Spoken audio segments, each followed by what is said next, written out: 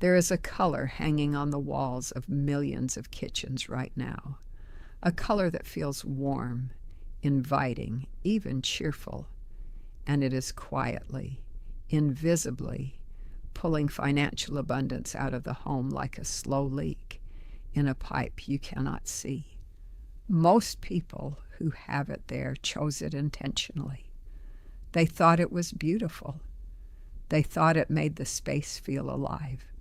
And not one of them had any idea that for generations, Jewish mothers across Eastern Europe, across the Middle East, across the ancient communities of Spain and North Africa, passed down a single quiet warning to their daughters on the eve of marriage. Never hang that color in the kitchen. Never. The kitchen is where abundance is born, and that color is where abundance goes to die. If you have it in your home right now, do not panic. Stay with me. Because by the end of what I am about to share, you will understand not just why this warning exists, but what it reveals about the deepest Kabbalistic principles of how financial energy moves through a home, and what Jewish wisdom has always known about the invisible forces that either attract or repel prosperity from your daily life. My grandmother gave me these secrets in her home 50 years ago. Every blessing, every protection, every tradition that makes a Jewish home truly sacred. Now I've gathered them all into one book just for you. Visit the link in the description or pinned comment and let me be your grandmother too.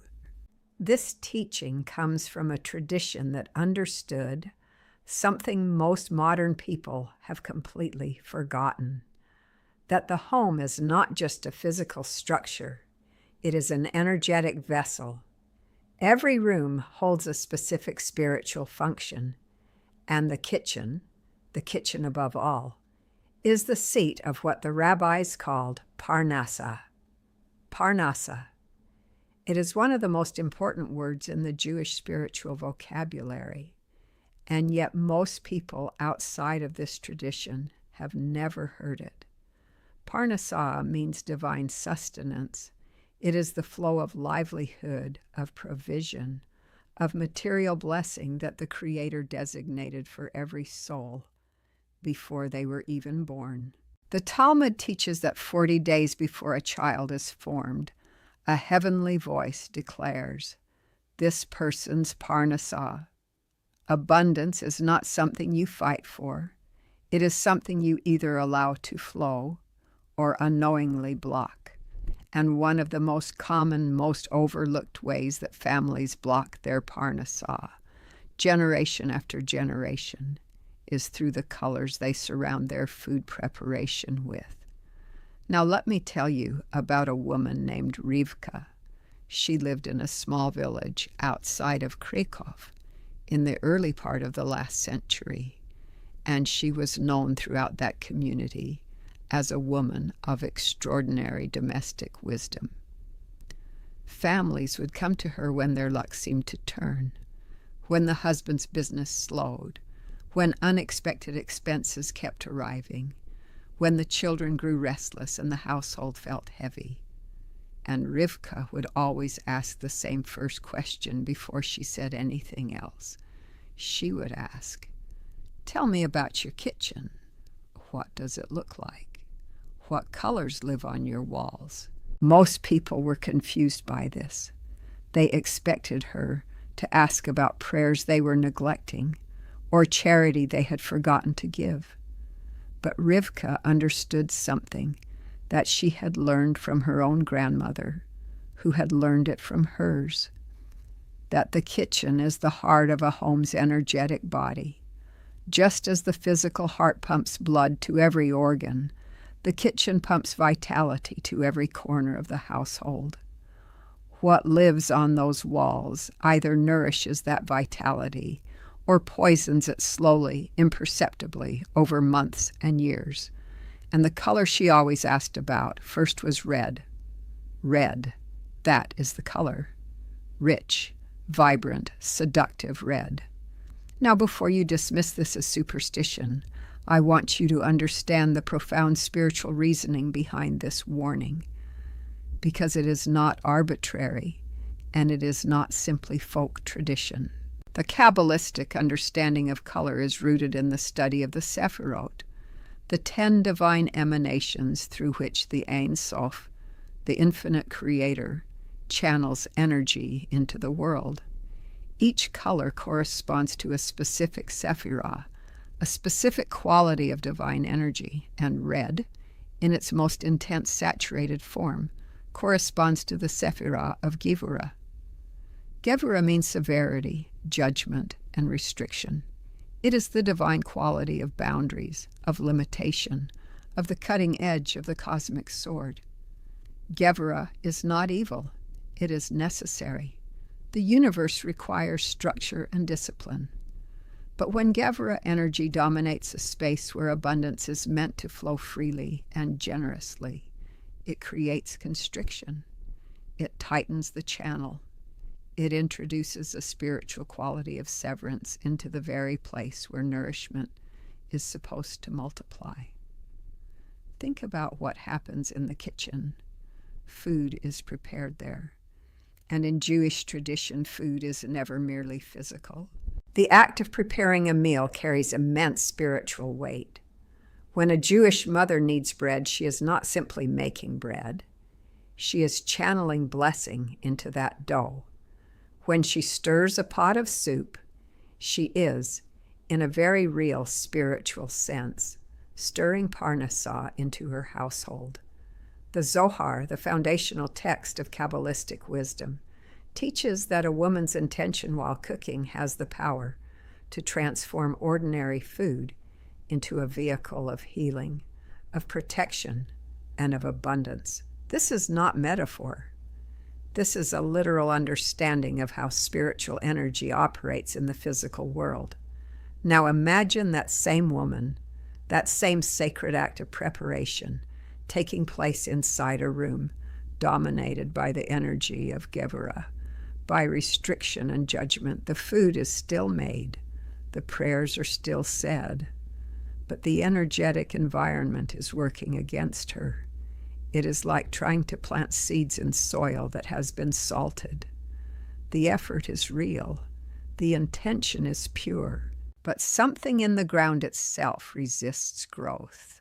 My grandmother gave me these secrets in her home 50 years ago. Every blessing, every protection, every tradition that makes a Jewish home truly sacred. Now I've gathered them all into one book just for you. Visit the link in the description or pinned comment and let me be your grandmother too. This is what Jewish mothers understood. Not always in these precise Kabbalistic terms. Many of them simply knew it as tradition, as something their mothers told them, and their mothers before that. But the wisdom underneath the tradition is exact and deliberate. Red walls in the kitchen suppress the sephirah of chesed, loving kindness, generosity, open-flowing abundance, and replace it with the constricting quality of Gevurah. And the results over time show up in the family's financial life in ways that are almost impossible to trace back to their source. And this is where it gets truly remarkable, because the rabbis did not stop at identifying the problem. They went further. They specified what colors actively invite Parnassah, what colors create the energetic conditions for abundance to arrive, settle, and multiply in a kitchen. The color that appears most consistently across Jewish domestic wisdom traditions is white. White walls, white linens, white ceramic dishes displayed openly. White corresponds to the highest sephirot, to Keter, the crown, the divine point of pure potential, and to the quality of light itself. The Zohar describes divine abundance as a white light that flows downward through all the sephirot until it reaches the physical world. A kitchen dressed in white is, in Kabbalistic terms, an open vessel for that light. It says, I am ready, I am clean, I am prepared to receive. The second color the rabbis praised is yellow, specifically the warm golden tone of wheat and honey and ripe grain. Yellow corresponds to joy, to simcha, and to the blessing of the harvest. In the ancient land of Israel, the color of abundance was the color of the field in late summer, golden and full. Bringing that color into the kitchen creates what the sages called a visual remembrance, a reminder to the subconscious and to the spiritual atmosphere of the home that abundance is natural, that it comes in cycles, that the harvest always arrives for those who prepare their soil correctly. But let us return for a moment to what I have not yet told you, because there is a layer to this teaching that goes even deeper than color, and most people who encounter this wisdom never hear this part. The warning about red is not only about wall color. This is where the teaching becomes truly practical and truly astonishing. The rabbis and the grandmothers who carried this wisdom understood that the prohibition extended to dominant red objects that hold permanent residence in the kitchen. A red kettle that sits on the counter every single day, a set of red dish towels that hang by the sink, a large red appliance, a stand mixer, a toaster, a pot, that occupies a permanent, prominent place in the cooking space. These objects, if they are the dominant visual element in the room, carry the same energetic weight as red walls. There was a family in Buenos Aires. This was shared by a Sephardic rabbi who worked with families there for over 30 years. A family that had experienced a slow, grinding financial decline that no one could explain. The father worked hard. The mother managed the home carefully. Their children were well behaved and studious. But year after year, expenses exceeded income. Savings dissolved. Opportunities arrived and then vanished before they could be seized. The family came to this rabbi in a state of quiet desperation, and before he gave them any spiritual guidance, he asked to see their home. He walked through every room, and when he arrived at the kitchen, he stopped. Hanging on the wall directly above the stove, directly above the place where the mother cooked every meal, was a large, vivid red painting. A folk art piece the family had received as a wedding gift decades earlier. They loved it. They had never questioned it. The rabbi asked them gently to remove it. Not permanently, he said. Simply move it to another room, a hallway perhaps, or a sitting room, and allow the kitchen to breathe differently for 30 days. The family was skeptical, but they trusted him, and they made the change. Within 6 weeks, the father received a business offer that had been stalling for over a year. Within 3 months, a long-standing debt was unexpectedly forgiven. The shift was not magical in any theatrical sense. It was energetic. The space had been unlocked. Now, what do you do if you have red in your kitchen right now? This is the practical part, and I want you to pay careful attention, because Jewish wisdom does not simply identify problems. It always provides a path of correction. The concept of tikkun, repair, restoration, is central to Kabbalistic thought. Every imbalance can be corrected. Every blocked channel can be reopened. The first step is to take an honest inventory of your kitchen, not just the walls.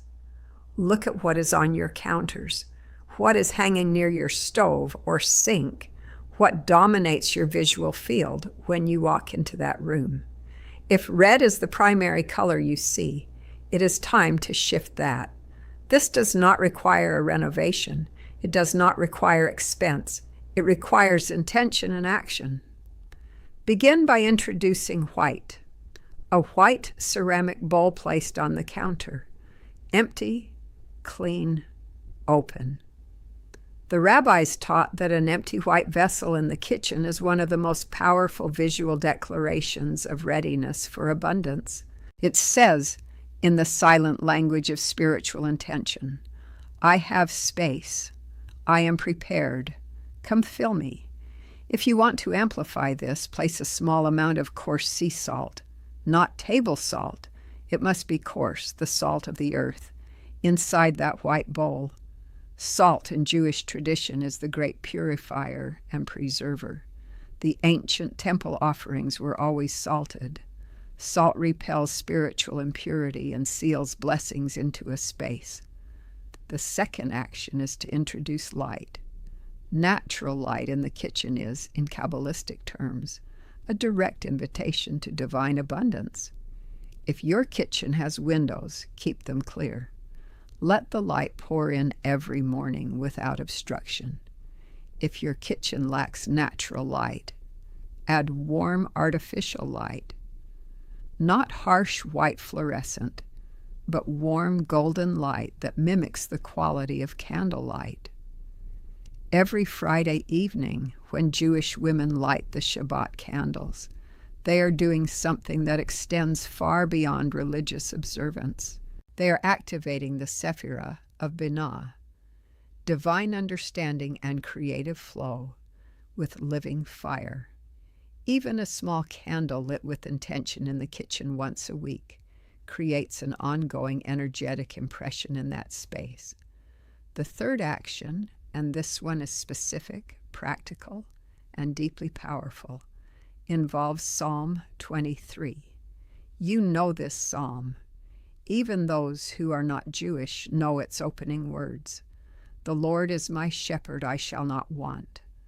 But most people do not know that in Kabbalistic tradition, Psalm 23 is specifically associated with Parnassah, with the unblocking of divine sustenance. The rabbis taught that this psalm, recited aloud in the kitchen, standing near the place where you prepare food, on 3 consecutive mornings, creates a spiritual cleansing of the space that removes the residue of energetic blockage. You are not simply praying. You are literally reprogramming the spiritual atmosphere of the room with the frequency of divine provision. Take 3 mornings. Stand in your kitchen, face east if you can, toward Jerusalem, toward the rising sun, toward the direction from which light enters the world, and speak Psalm 23 aloud, not in your head, aloud. The Hebrew word for voice, kol, is numerically connected in gematria, the ancient system of Hebrew numerical equivalents, to the concept of revelation. When you speak a sacred text aloud, you are not simply reciting words. You are making them real in the physical dimension. You are giving them body, and in a kitchen, a space of transformation, where raw ingredients become nourishing food. Spoken sacred words take on enormous power. Do this for 3 mornings. Then on the 4th morning, open a window or a door, symbolically releasing whatever has been bound in that space.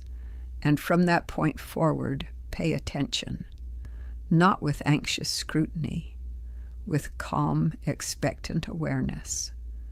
Parnassah does not always arrive in dramatic ways. Often it comes quietly, an unexpected check, a resolved situation, an opportunity that appears from a direction you never anticipated. The rabbis called these moments hashgacha pratit, divine personal providence, the Creator arranging the pieces of your life in ways you could not have orchestrated yourself. And this brings me to the deepest teaching that underlies everything I have shared with you today, the principle that makes sense of all of it. that connects the color on your wall to the flow of money in your life, that transforms what might seem like folk wisdom into a precise and coherent spiritual science. The principle is this: the physical world is not separate from the spiritual world. It is an expression of it. Every object in your home is broadcasting a frequency.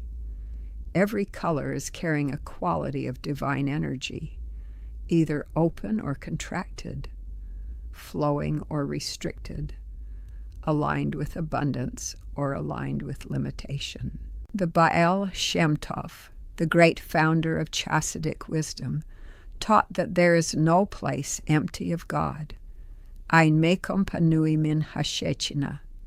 The divine presence fills every space. But the divine presence manifests differently depending on what we have placed in that space, what we have chosen to surround ourselves with, what our home says in its silent visual language about what we believe we deserve. A kitchen that is clean, light-filled, free of energetically restrictive colors, and approached with intention is a kitchen that tells the universe, I am ready. I believe in abundance. I have prepared the vessel, and the universe, the divine economy of cause and effect, that the rabbis called midah keneged midah. Measure for measure responds. This is the moment that changes everything. Not when you paint your walls or move a painting or recite a psalm, though all of these matter. The moment that changes everything is when you genuinely understand that your home is a conversation you are having with the spiritual world. Every choice inside it is a word in that conversation. And for the first time, perhaps, you are beginning to understand what your kitchen has been saying. Jewish mothers knew this. They knew it in their bones, in their hands, in the instinctive way they arranged their kitchens and protected the space where life was nourished. They did not always have the Kabbalistic vocabulary for what they knew, but they carried the wisdom faithfully, and they passed it to their daughters, and those daughters carried it forward through every migration, every difficulty, every generation of survival and renewal. This knowledge survived because it works, not as magic, as truth. So here is what I am asking you to do today. Just one thing. Go to your kitchen right now, or as soon as you can, and look at it with new eyes. Look at it as a spiritual space. Ask yourself, what is this room saying? What energy lives here? Is it the energy of openness, of light, of readiness to receive? Or is there something, a color, an object, a heaviness you have never been able to name that might be telling a different story?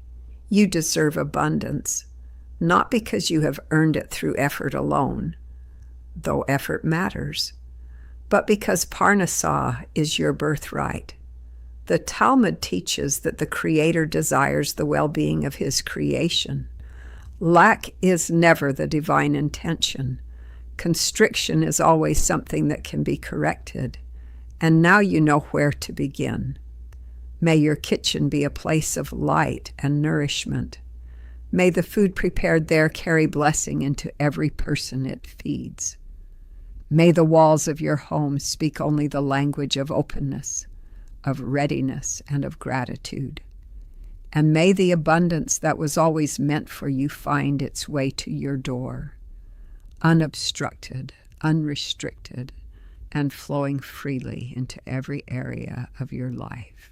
Share this with someone whose kitchen you have been in, someone whose home you have felt the energy of and wondered. You may be giving them the key to something they have been searching for without knowing what they were looking for. Subscribe to this channel and stay close to these teachings. Every video is another piece of wisdom that was never meant to be lost. Amen.